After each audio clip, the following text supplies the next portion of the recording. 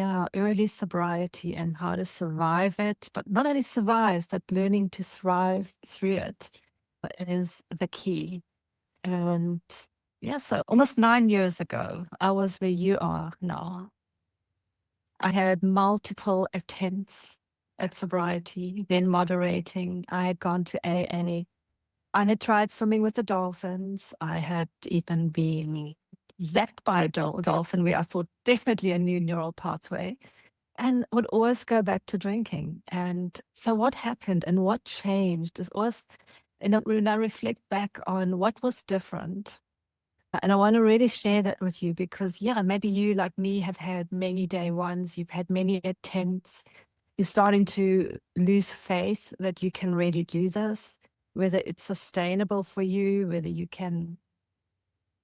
And yet here you are. And many of you have said, a few of you have read, been through pregnancies without drinking. So you've done 9 months, which always tells me that if there's a strong enough why, we can do it. And it's just about how do we really make it stick.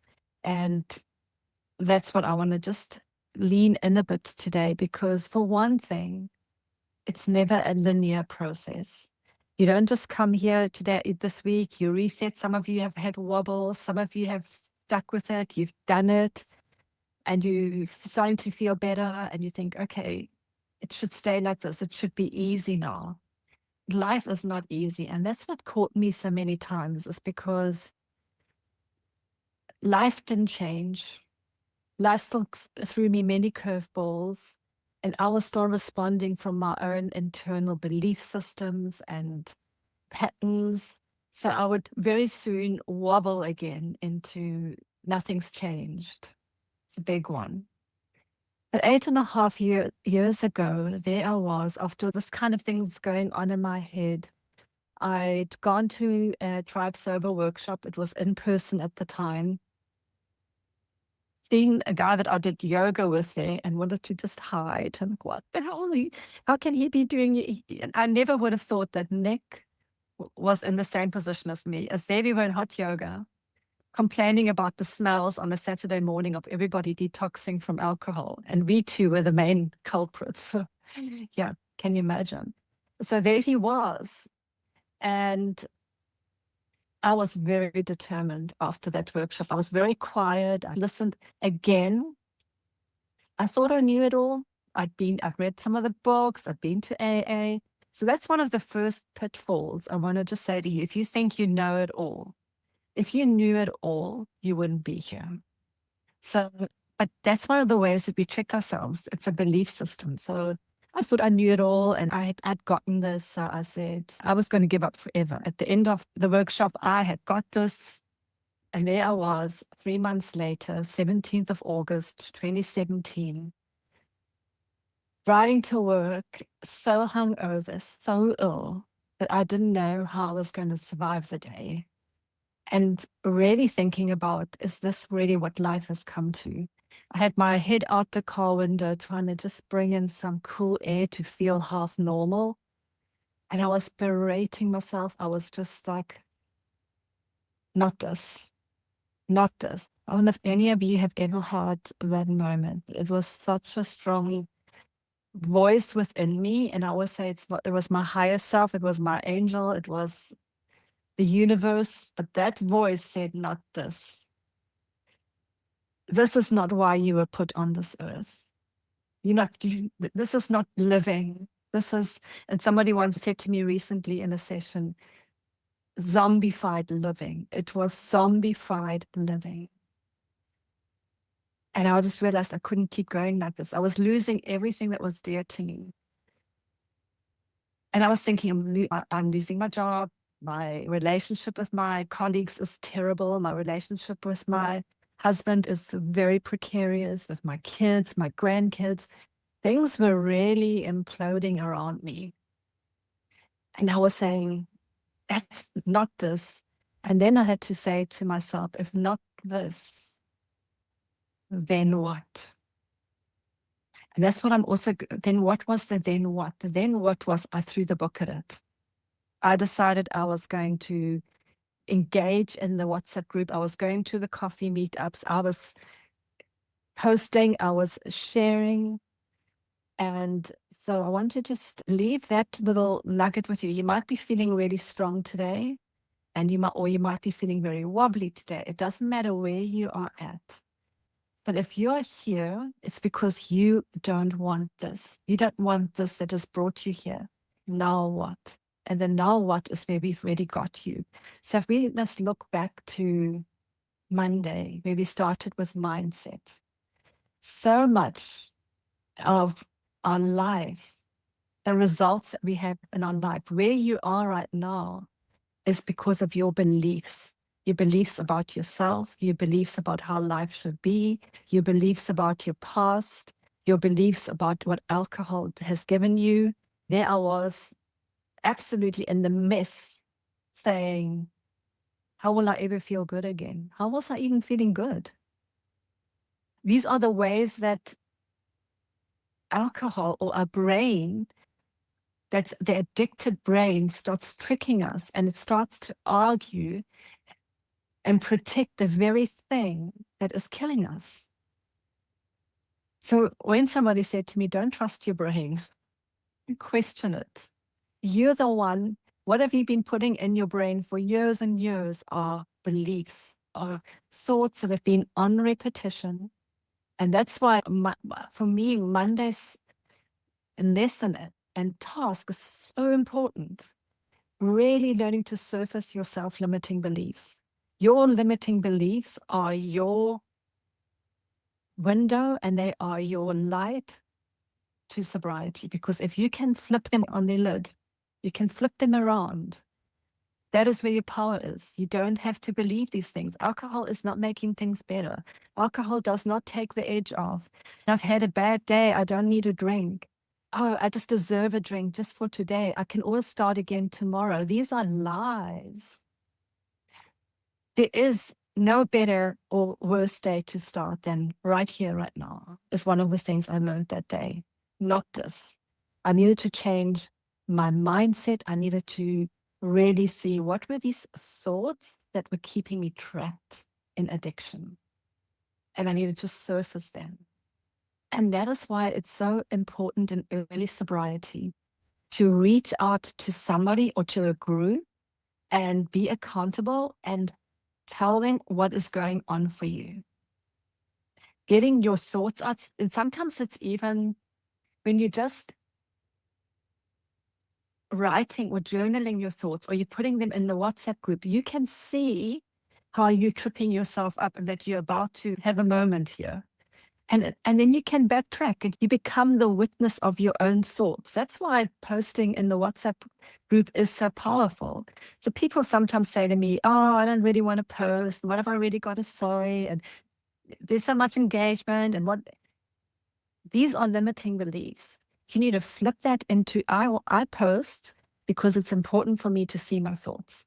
Whether I am supporting somebody else, whether I am encouraging somebody else, or whether I'm saying, hey, I need help right now. This is what's going on for me. You want to surface your thoughts. And that's one of the most beautiful ways to do that. And then I also want to say that your old thoughts are going to come back, the patterns, because like I said, recovery is a curve. It's not linear. So you might be feeling strong the one day, and then life happens and unexpected events happen and you get thrown off, and then if you don't have someone to reach out to and you are trying to go this alone, I promise you probably will fall back into a familiar pattern, because it's what the brain knows. It's what's easier to do.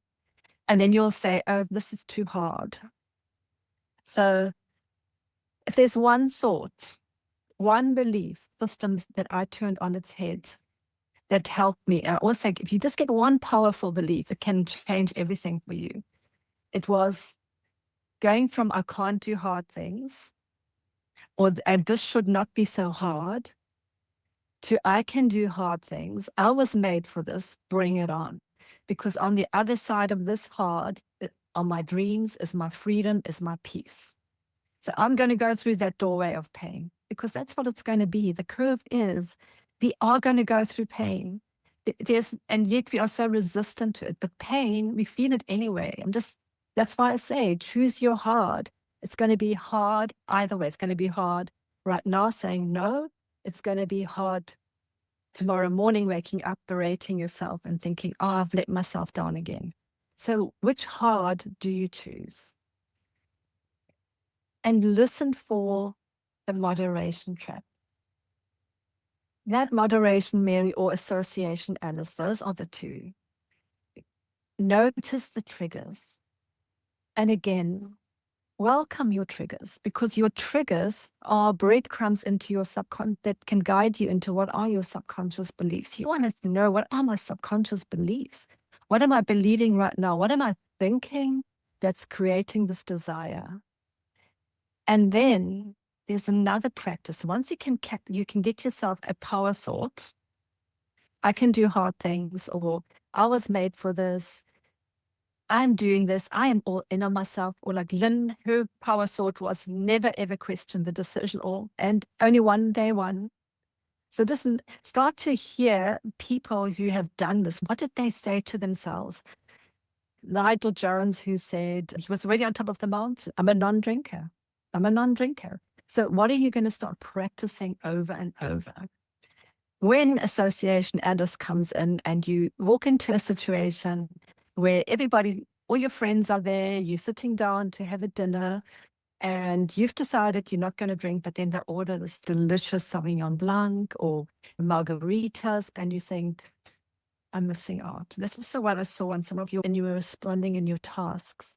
One of the key things that I've picked up is this fear of missing out. Again, we need to reframe that. You're not what are you really missing out on? You're missing out on the margarita or the prosecco or the wine. But beyond that, it's not what's in the glass that you're missing out on. You're missing out on a hangover. You're missing out on disappointing yourself. You're missing out on feeling cloudy. You're missing out on really being your best self. You're missing out, most importantly, on waking up with clarity, pride, and calm the next morning. I did this. So again, when you feel like, oh, I'm missing out, no, what are you really missing out on? And one of my beautiful clients was saying to me that she suddenly saw it, that she was missing out on, all her friends were going to have heavy mornings the next day, and she was missing out on a hangover morning on a Saturday where she was going to feel less, and she wasn't going to show up for herself and her children the way she wanted to. So she could go to a no. The other very important part is to always have a plan. When we are in an addiction loop, our prefrontal cortex has gone offline. That's our mommy brain. That's our executive brain. And so we are in a loop. We are in our automatic and we are in our past. And we are in our do-do, and then we go to the past. So the brain will go to memories and events and will predict from there how you will perform on the day, unless you give it a new memory, a new input. Again, we want to really practice that. So you need to do that. You need to plan ahead. You need to say, where am I going to be challenged today? If it's the witching hour, what am I planning for the witching hour? How am I going to support myself? And then for today, the non-negotiable thing is to stick to my plan. That plan is my parent for the day. That plan is who I am going to be true to for the day. But you need to have a plan, and you need to plan ahead.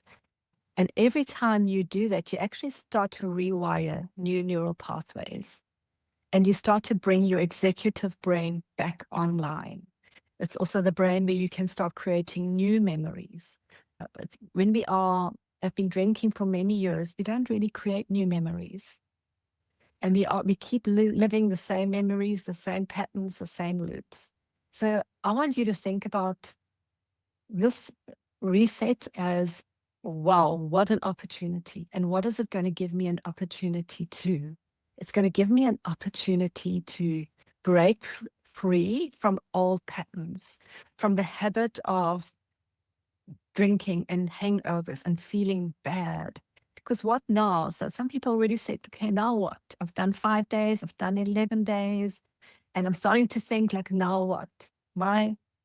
If not this, then what moment? And I want to say that the most important part for the now what is, how are you going to support yourself? And you need to have a plan. And for me, it's you need to click into a tribe, because we also hear again and again that connection is the opposite of addiction. And we can't hear it enough. I, for so many years, tried to go it on my own in many different ways. I wouldn't even tell people closest to me that I've made a decision to stop drinking, or I was taking a break of drinking. I always somehow wanted to keep the back door open. But when I had someone to be accountable to, so when I had that, not this moment, and I went into, okay, now what? And I said, I'm going to throw the book at this. And I'm going to really click into Tribe Sober. I clicked into the WhatsApp group. I started posting there. I started sharing there. And like I said, that was the one thing that was very different. And even though I'd been in AA before and you had a kind of sponsor, it wasn't the same. This was truly, for me, a safe group where I felt I could be seen. And in the beginning, I have to say, I wasn't that verbal. I didn't engage. I was one of those lurkers. I used to read everybody else's posts and get inspired. And I'd be like, oh, wow, that person has struggled, and this is how this person responded, and this is the advice they got. And it was so incredibly insightful for me. And then as I said, this recovery curve, it goes up, it goes down. I was doing well. I felt like maybe I'm getting somewhere. And then anhedonia hit me very hard in many different ways. I felt incredibly depressed. I felt like I couldn't get out of bed. I felt, what's the use? I'm still not feeling good. I'm still not sleeping well. What changed? What's changed? Nothing's changed. I'm right back where I always get to. And I'm so grateful that morning I posted in the group. And one of the girls responded to me, and she said, Lynette, it's your brain and your body recalibrating. For so many years, you were drinking. It's 3 months that you've stopped, and you were drinking heavily. So for those of you who maybe have listened to my story, I was at that stage drinking no longer wine. I was drinking vodka because I thought my husband wouldn't be able to smell it. And vodka was so addictive. I was going through quarter to half big bottles of vodka a day. So you talk about being addicted. And now my brain and body we hadn't been getting that for 3 months. The physical addiction. So the first 2 weeks often are the hardest because we could feel, you've been drinking heavily like I was. You might feel a bit shaky. Probably a good idea to also go to your GP if you're worried of seizures or getting some additional support to detox. I didn't. I just went cold turkey, but it hit me 3 months later. My body was just in the shock and what it wasn't getting, and the withdrawals were psychological and physical. And for Jane to say to me, sweetheart, it's just your brain and your body recalibrating. Just be patient. Something about that felt so true.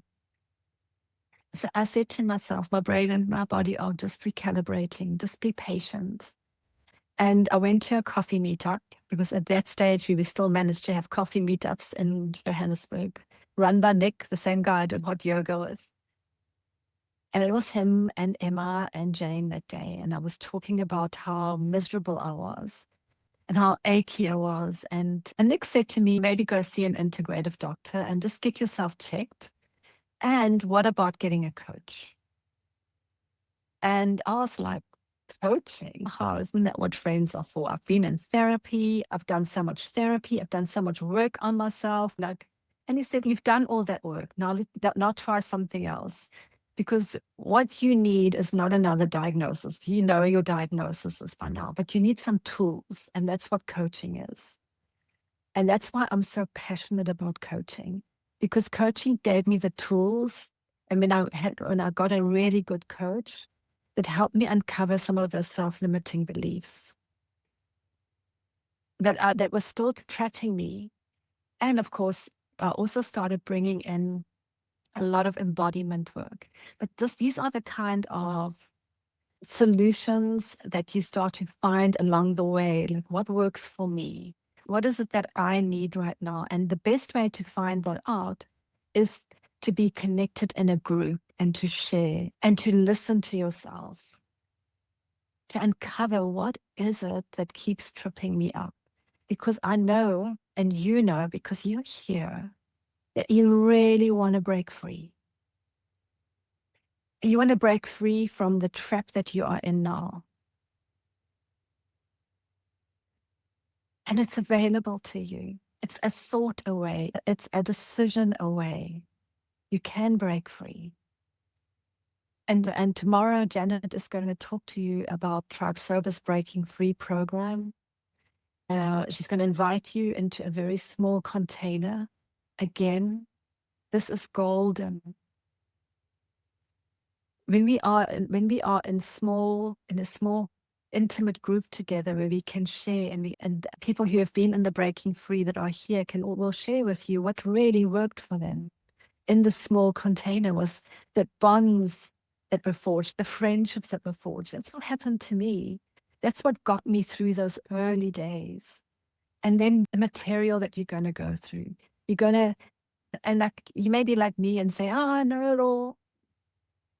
This time, you're not going to just, I know it all. You're going to learn something and knowledge and nugget, and then you're going to apply it. And then you're going to share, I applied this tool, or I applied this concept. Wow. Because so often, 80% of our change and transformation doesn't come from knowledge. Knowledge is 20%. Insight is 20%. It can only last that long before it starts to wane, and then you think you know, but you don't know. Like my French teacher said to me when I couldn't find a word. I know this word, I know this, but she said to me, you don't know. She's very strict. You don't know. Otherwise, you would have the word. And that's exactly with sobriety. If you haven't cracked it yet, you don't know. You don't know it all. So be open to learning. Be open to trying and applying the learning. That is the key. Being accountable, sharing, being in the team, being in a group, and breaking free. So that's what's available to you. And I really wish that for each one of you. You've tasted it this week. You've had a taste of it. And I've already seen the beautiful engagement in the group. It's amazing just to see how you've all been supporting each other and being there for each other, encouraged each other. So imagine a year of this kind of support in your life. Imagine a year of this. Because I say, give yourself a year. A year of weekly coming to Zoom meetings where you can share how you're doing, what's working for you, where you can be celebrated and where you can celebrate others, where if you've fallen, you can be lifted. You start to understand that there's either, you're either learning or you're winning.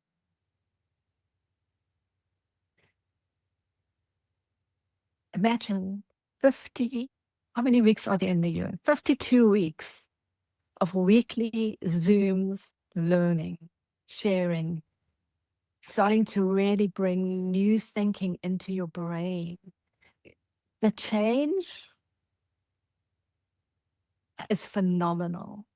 As one of the things I can say, this is what we have, I think it's 4 Zoom sessions that you can attend in a week. So if you can't attend the one, there's 4 others or 3 others.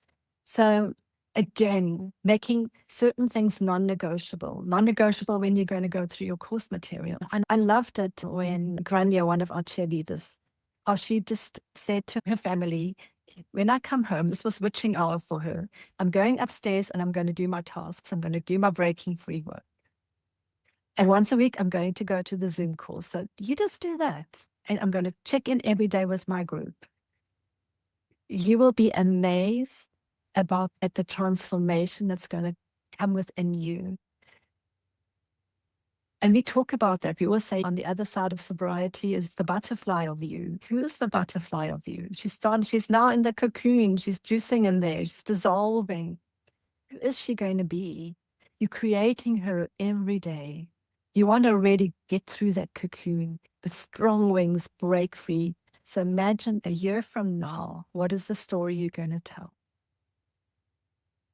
I'm so excited. I want to hear your story a year from now. And you're going to go look back and you're going to connect the dots, because one thing I'm going to tell you is you're not going to be able to script it. If you read the books like The Unexpected Joy of Sobriety, of being sober, you cannot script what is waiting for you. And I want to just also leave you with, you are here on this earth for such a short time. If you actually think about it, this little time that we had together, we get to experience ourselves living on this beautiful earth. What do you want to do, and what do you want to fill this time with? Who do you want to be being? What kind of experiences do you want to have? What do you want to create and be and do in this one beautiful, wild, crazy life that you've been gifted? What? You can't even imagine. And it all starts with, I'm going to lean in, the learning that I'm going to get by putting away the bottle is actually my path to freedom and my path back to myself. Wow, what an opportunity. So I'm excited to see all of you break free. I'm like, come on, let's go, let's do this. Thank you, Lynette. I'm going